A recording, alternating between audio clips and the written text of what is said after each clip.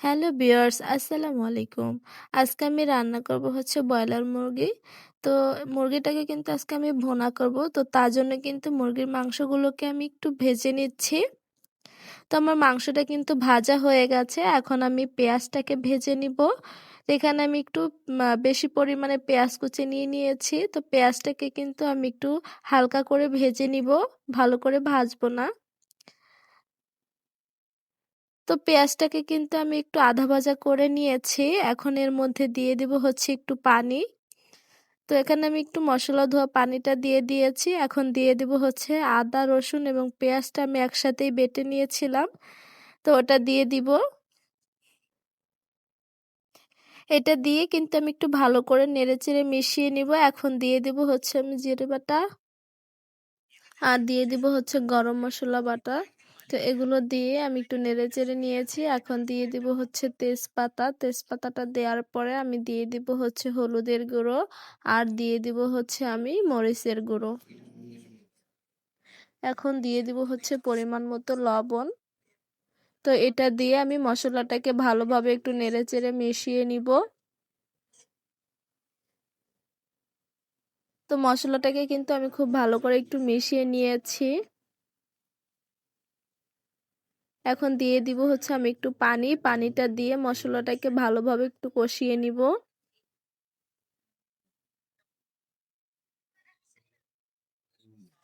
তো পানিটা দেওয়ার পরে কিন্তু আমি মশলাটাকে ভালোভাবে একটু নেড়েচেড়ে মিশিয়ে নিয়েছি।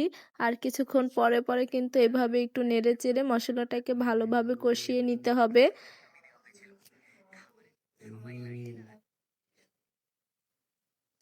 তোমার মশলাটা কিন্তু হয়ে গেছে আর এদিকে কিন্তু আমি মুরগির মাংসগুলো ভেজে রেখেছিলাম, ওটা দিয়ে দিব।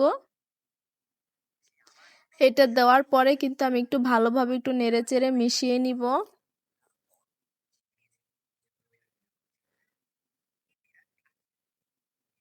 তো দেখতেই পাচ্ছেন আমি কিন্তু মশলার সাথে মাংসগুলো খুব ভালো করে মিশিয়ে নিয়েছি। এখন এভাবেই আমি কিছু সময় একটু নেড়েচেড়ে মিশিয়ে নিব।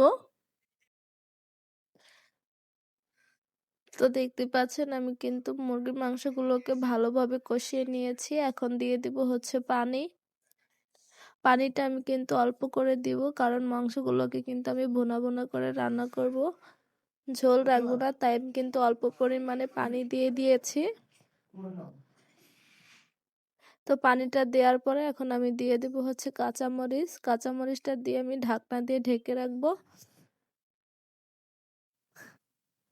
তো আমার তরকারিটা কিন্তু বলক চলে এসেছে। এখন আমি আবার একটু নেড়ে চেড়ে মিশিয়ে দিব।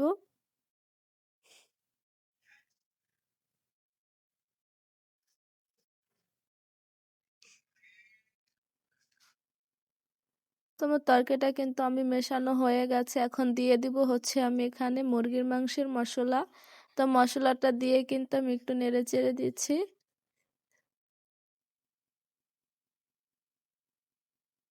তো এখানে কিন্তু আমি একটু অল্প পরিমাণে টেস্টি সল্ট দিয়ে দিয়েছিলাম।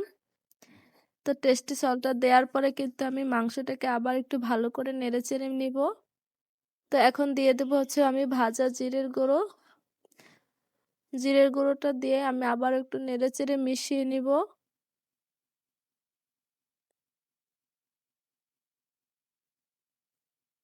তো জিরে গুঁড়োটা দিয়ে কিন্তু আমি ভালোভাবে একটু নেড়ে চেড়ে নিয়েছি। এখন একটু ঢাকনা দিয়ে আমি এটাকে ঢেকে রাখবো। তো ঢাকনাটা দিয়ে কিন্তু আমি আরো 5 মিনিট জাল করে নিয়েছি। এখন ঢাকনাটা তুলে আমি আবার একটু তরকারিটাকে ভালো করে নেড়ে চেড়ে দিব। তো আমার তরকারিতে কিন্তু পানিটা একদম শুকিয়ে গেছে। তো আমার তরকারিটা কিন্তু হয়ে গেছে। এখন তরকারিটাকে আমি নামিয়ে নিব। আর দেখতেই পাচ্ছেন আমার তরকারিটা কত সুন্দর হয়েছে, আর খেতেও কিন্তু অনেক মজা হয়েছিল।